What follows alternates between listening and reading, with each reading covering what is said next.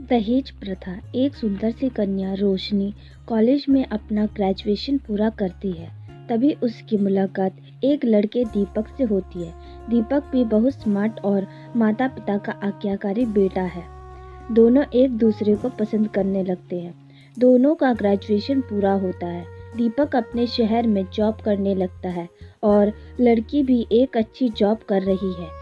दोनों ने निर्णय लिया कि अब माता पिता से शादी की बात करने का वक्त आ गया है। लेकिन परेशानी यह है कि दोनों की कास्ट अलग अलग है। रोशनी ब्राह्मण है और दीपक राजपूत है। दीपक के समाज में दहेज बहुत ज़रूरी है, जो कि नकद में होता है। उसके अलावा कई तरह के गिफ्ट्स और गहने की भी मांग की जाती है। दीपक ने रोशनी को यह स्थिति स्पष्ट की और कहा, घर वालों को मनाओ, अगर तुम सभी मांगे पूरी करवाती हो तो मेरे माता पिता तुम्हें पलकों पर बिठाएंगे। रोशनी ने अपने माता पिता से यह बात कही। दीपक के माता पिता को यह बात पसंद नहीं थी, पर दीपक की जिद थी कि अगर मुझे दहेज देंगे तो मेरी इज्जत बढ़ेगी। रोशनी के माता पिता सक्षम भी थे, बिना मांगे भी रोशनी को बहुत कुछ दे सकते थे, पर उन्हें इस तरह दहेज की मांग करने वाले लोग पसंद नहीं आ रहे थे। लेकिन माता पिता रोशनी की खुशी चाहते थे। उन्हें यह डर था कि कहीं उनकी बेटी ने ना सोचे कि वह अपनी बेटी को कुछ नहीं देना चाहते, इसीलिए उन्होंने सभी शर्तें मानी। शादी में दीपक को कार, फ्लैट, फर्नीचर के साथ 50 लाख नकद भी दिए गए।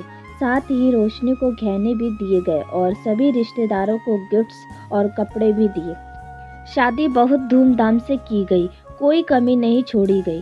रोशनी को मन ही मन ये गुमान था कि कास्ट अलग होने के बावजूद माता पिता ने उसकी शादी ससुराल के हिसाब से की थी।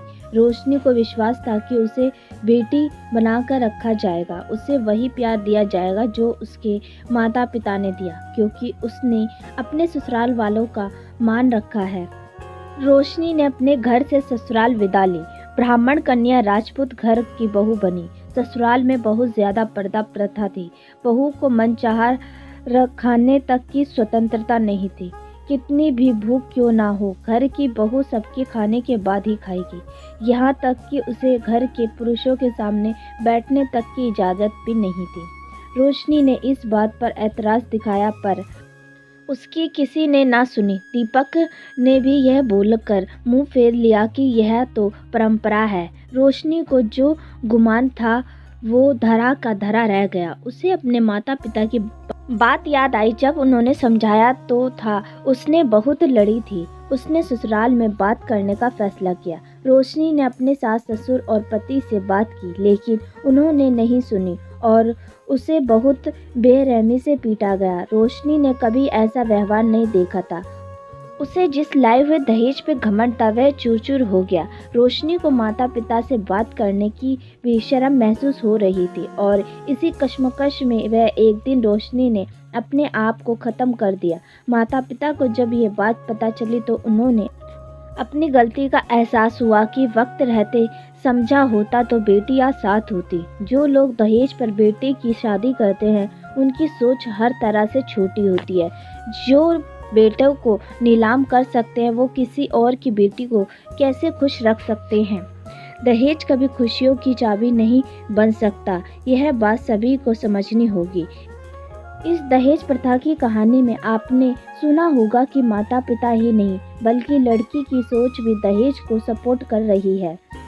कई बार लड़कियों को दहेज का गुमान हो जाता है, पर जो लोग लोभी होते हैं वो कभी अच्छे नहीं हो सकते।